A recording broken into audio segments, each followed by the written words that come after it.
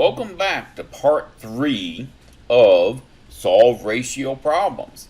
Now this is where the rubber's going to meet the road for you guys. This is where you all are going to have to start working on some problems and putting your answers in.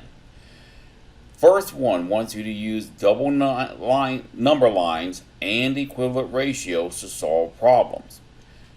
5 out of 12 students at Perry Middle School share a locker with another student. There are 456 students that attend Perry Middle School. How many students are expected to share a locker? You need to solve this two ways. You need to solve it with a double number line, and you need to solve it by using, what's the other one? Equivalent ratios. So you take yourselves a few minutes, pause the recording, solve it, check your answer, and then let's go back and see if your work looks like my work. So here's where I'm going to do my work at. You know me, I love my little whiteboard on my computer screen, and we're going to take and figure out what we've got. Now, first thing we know is this piece of information right here. 5 out of 12 students share a locker. So, on our double line graph, we need to come up with how many students share to how many students total. So we're going to take and set that up. So I set my ratio up as share over total, and I know I'm going to have some work here. I've got a couple of big arrows going for my double line graph, and I know that starting off, of course, you start off at 0 and 0, but the first piece of information I do know is that I have got 5 out of 12. So let's take, and we're going to have to go real skinny on this to get 5 to 12, because we've got to get all the way up to how many students? 456. I don't know if my lines are big enough for that. So I'm going to add 12 to it. That's going to give me 24. I'm going to add 12 more. Let's go ahead and zoom in on this a little bit so we can see what we're doing. I'm going to add 12 more there. That's going to give me 36. I'm going to add 12 more there. That's going to give me 48. I'm going to add 12 more there, and that's going to give me 60.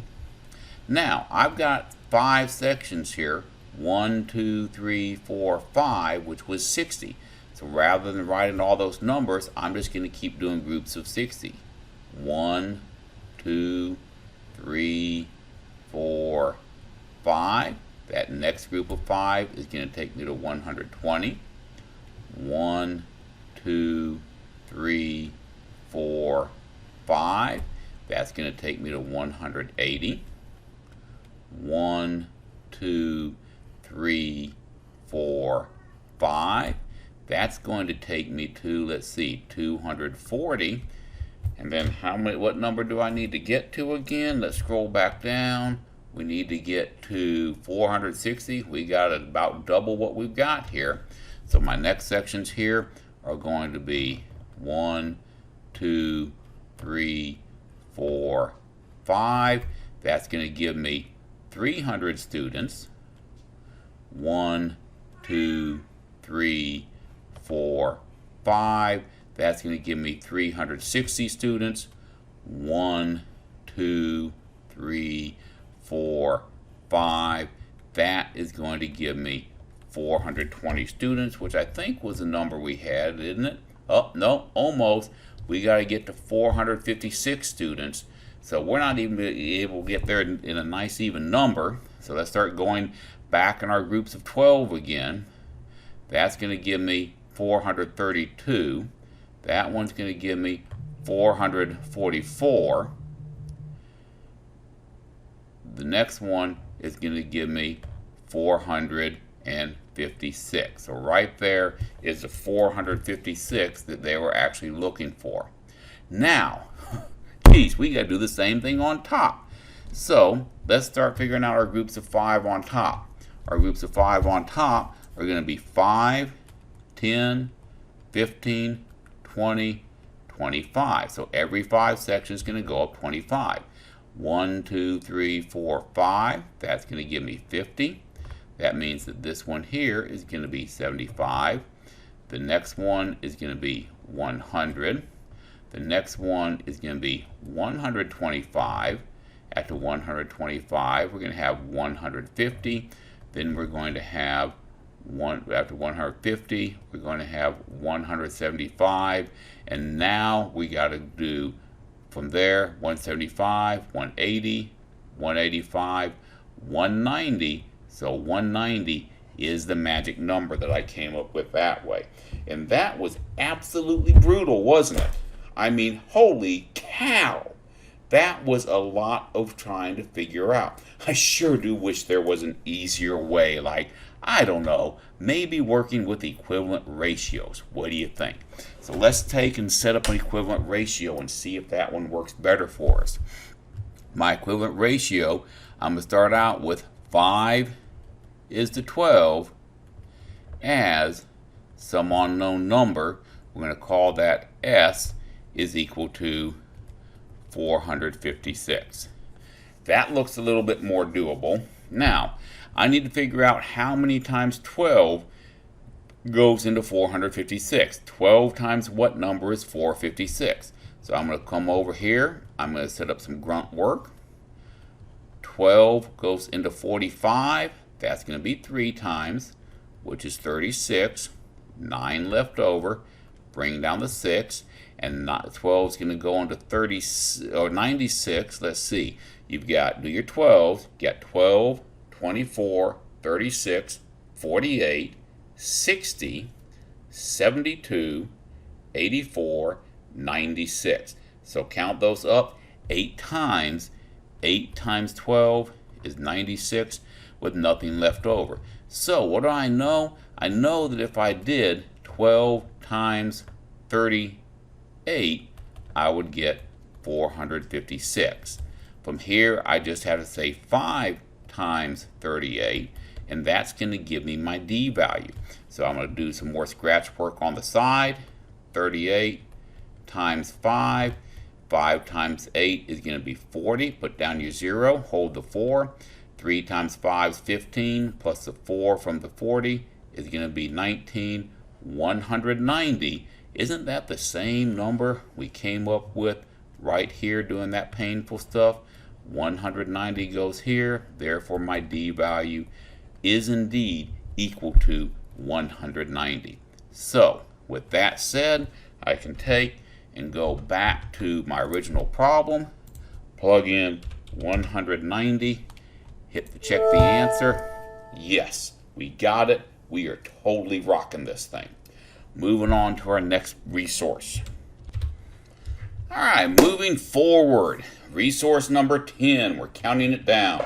A manager at an office supply store decides to hold a buy two, get one free sale on reams of paper. A ream of paper holds 500 sheets of paper. The sale is held for 1 week and a total of 154 reams of paper were sold, not including the ones given away for free. If each ream of paper cost $4.50, how much money did the store lose by giving away free reams of paper? Ooh, doggy, that's a pretty big problem. You're going to break it down. You're going to ask yourself the parts here. What's the task? How can you approach the task? Write that out in good, solid sentences. You're going to solve for your solution, and you're going to answer that final question, how can you show your solution can be reasonable, which you're also going to write in good, solid sentences. Pause the recording. This should take you a couple minutes, and let's see what you come up with.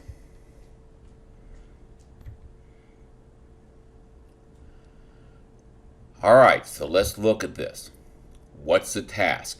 Make sure you understand exactly what question to answer or problem to solve. You may want to read the problem 3 times. I can see that. That's a pretty tough problem.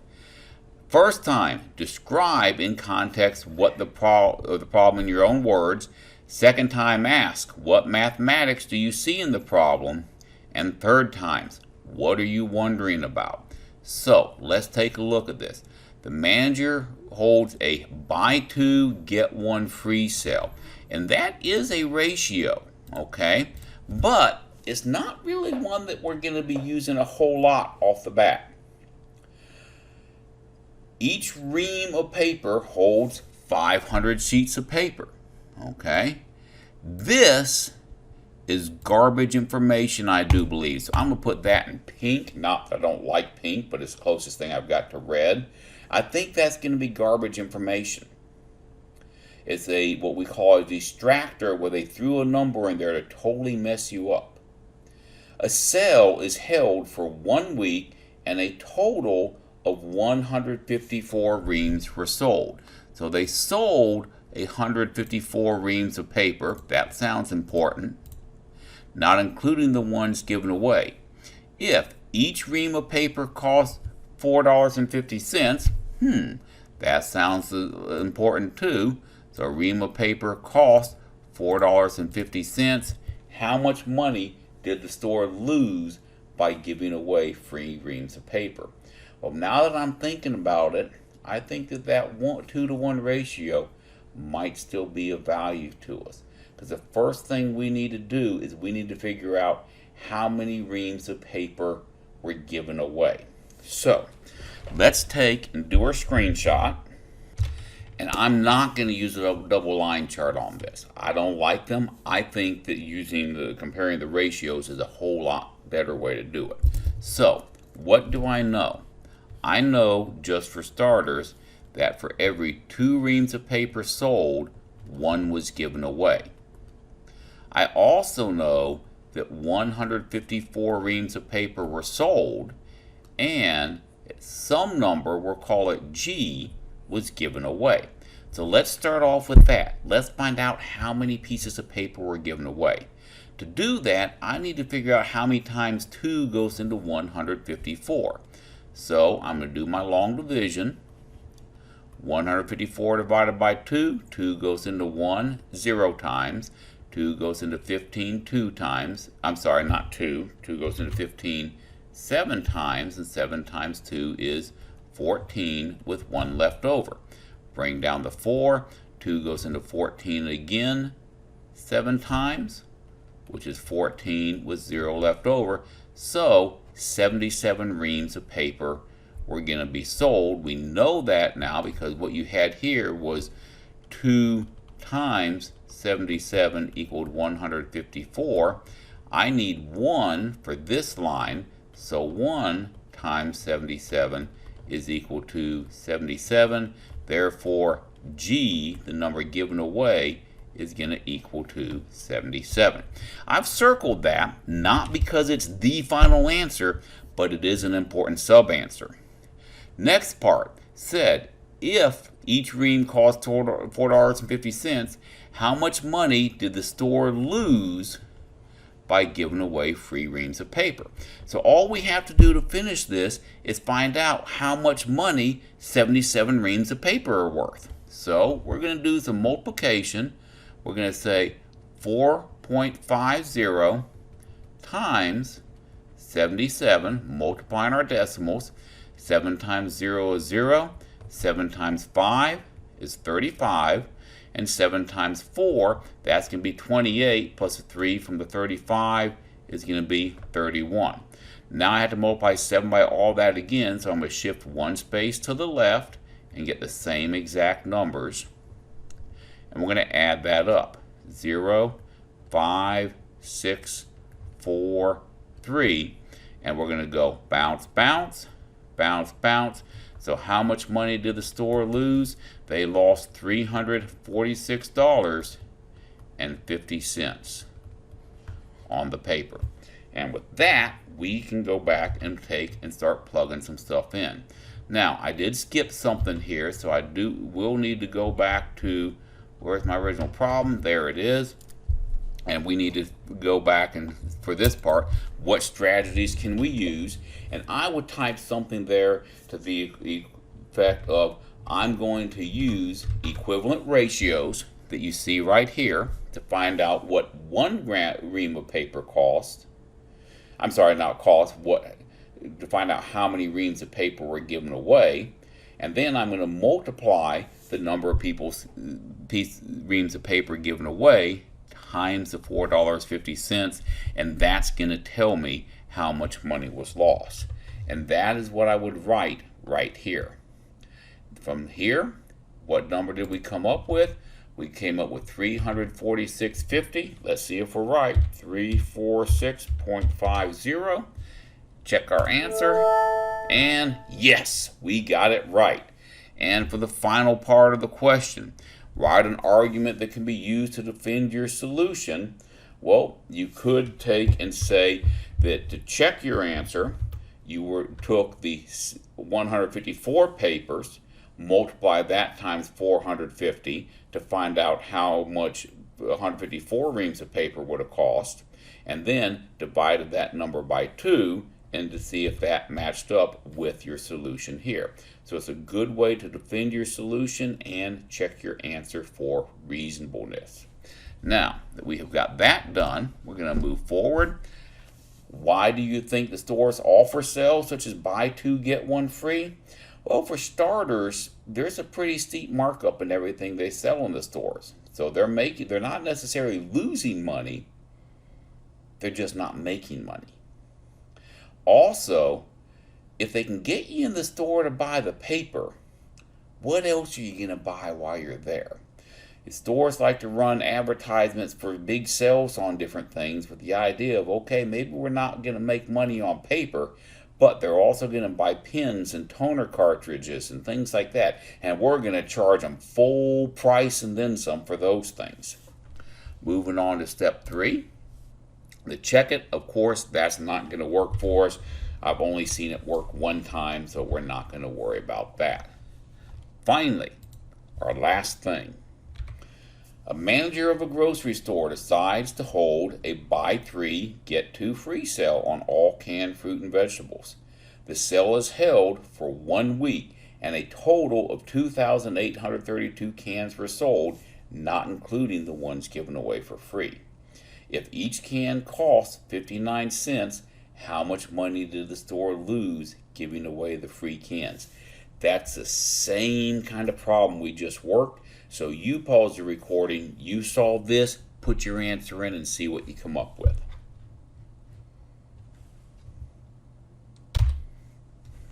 Alright, so I've got my problem here. It's all ready for me to work, and we're going to see what numbers I come up with. The manager of the grocery store is holding a buy 3, get 2 free sale. And that is going to be equal to where there was 2,832 cans sold, and we want to know how many were given away. That's going to be our G value again. First thing I need to do is find out, well, how many times does 3 go into 2,832?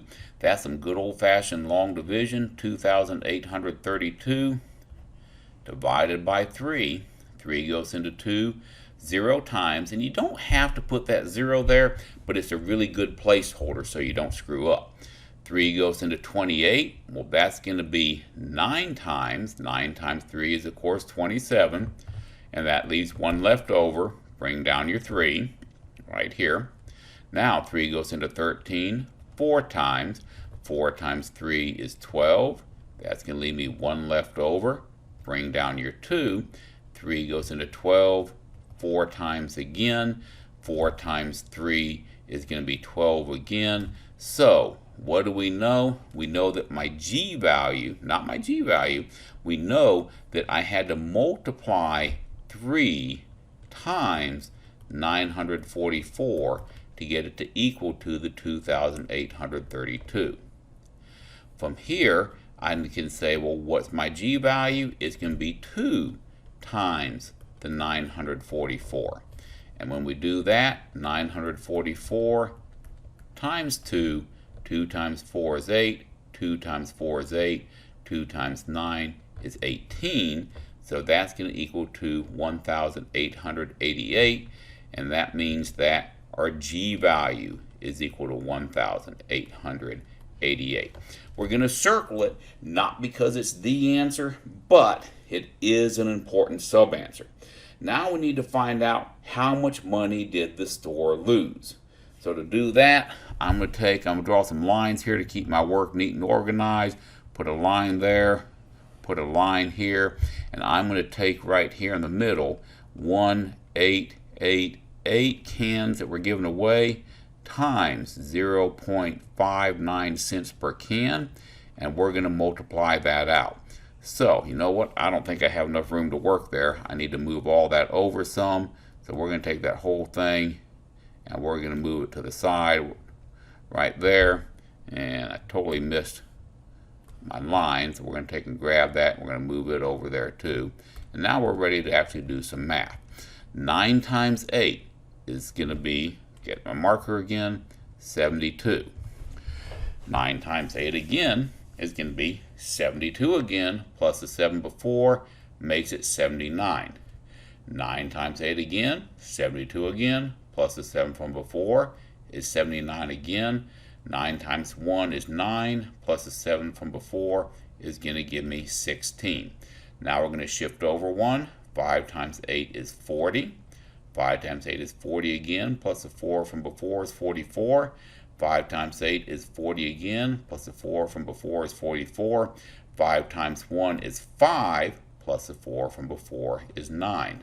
And of course, we don't have to do the zeros because there's no more numbers after that. Add those up, stick in a 0 if it makes it easier.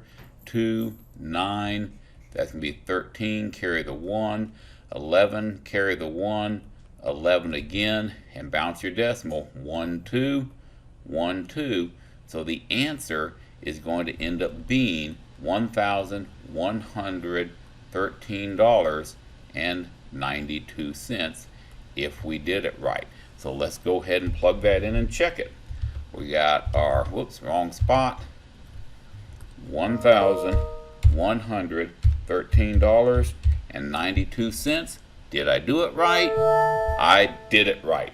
And with that, we have finished this lesson. It is time for you all to get started working on your homework assignment. Make sure you get it attached to Canvas so I can give you credit for it.